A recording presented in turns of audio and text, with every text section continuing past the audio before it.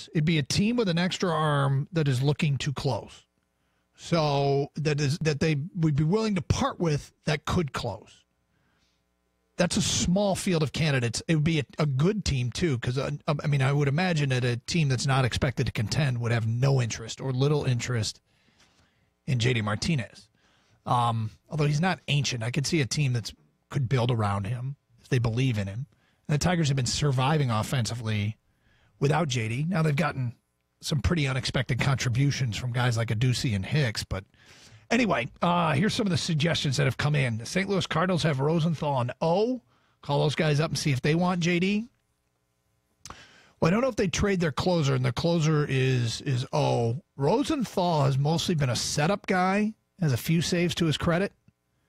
He'd been used as a setup guy, for them. He's got quite a few saves in his career. He's got 3 saves this year, 3 holds. O's their closer, but he's had 48 3 years ago, and he's only 26. I would look at that. Although, again, we get back to there's going to be no DH over there. And Cardinals right field situation. Would they want a corner outfielder? I'll get to that in a minute. Another one here. That's easy. Trade with Baltimore. Trade JD for Brad Brock or Darren O'Day. O'Day is 34 with 2 saves. 2 saves? 2 saves last year, 6 saves this year. Rosenthal's 31 with 7 saves in the previous 6 years, 3 saves this year. Again, 31 and 34, I don't know if I'd move for unproven guys or guys that I don't know that would be able to do it long term. Out of the names that have been mentioned so far, I like Rosenthal the best. By the way, we're Facebook Live right now. If you want to log on to the 971 The Ticket Facebook page, you can check out Doug's new tan. Back from Cabo. That's right. The back from Cabo look. Yep. Stellar. Trade JD for Brad Brock. Been closing in Baltimore is another one of those. To move JD, you'd have to expect the 4A Tigers to keep hitting. That's from Robert. The counter to that is, well, you kind of just expect to be healthy. You'd have to roll the dice that you'd stay healthy with like a Kinsler coming back, and the fact that Miggy is now back, and they haven't really been a healthy Tiger team yet this year. They've always been shorthanded. Whole year they've been shorthanded. And this would just make it somewhat permanent by moving along JD. But it seems like they've usually had 2 guys out. JD plus someone, right? Well, JD plus Jacoby Jones. Mm-hmm. JD plus Miggy.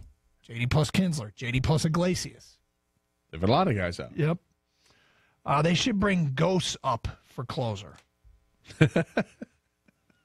Well, there's a pretty long shot. Oh, man. Mm-hmm. You guys wanted new ideas. Yeah, well, that's a new idea. That's thinking outside the box for somebody who has yet to throw a pitch in the minors. He hasn't made one appearance yet? No, well, he's still, I think, the extended spring training. They're easing him in.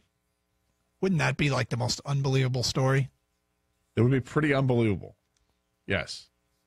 Right there with the almost not worth talking about because it's just well, I mean, it's like because there's like no evidence other than what the team says about him or what somebody says about him.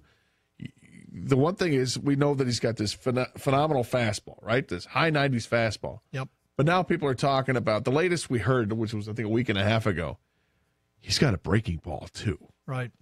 I mean, he's got a really good breaking ball. I have no idea. Right. I have no idea until you get into a game action and you actually see it. But 248-539-9797. Regarding the queue line, 2 trains, each holding 100 people. It's not going to be pretty on game days. That's from an unnamed texter. Well, if you've ever taken public transportation to a game in Chicago or New York or anywhere else, it's not pretty. It can get crowded. I live at 8 and Woodward in Ferndale. Can't wait to take the queue downtown to see Piston games. That's from Derek in Ferndale. Well, you're going to have to drive a ways. It doesn't go all the way up to Ferndale. I mean, the queue line is done at the News Center, right? News Center to all the way to basically the Ren Center, right? Yeah. And from Andrew and Taylor, if they had a line going from downriver to downtown, for sure, but the queue line just sounds like an impractical status symbol. I do wonder about the toe-in-the-water public transportation model. Is the people mover deemed a success?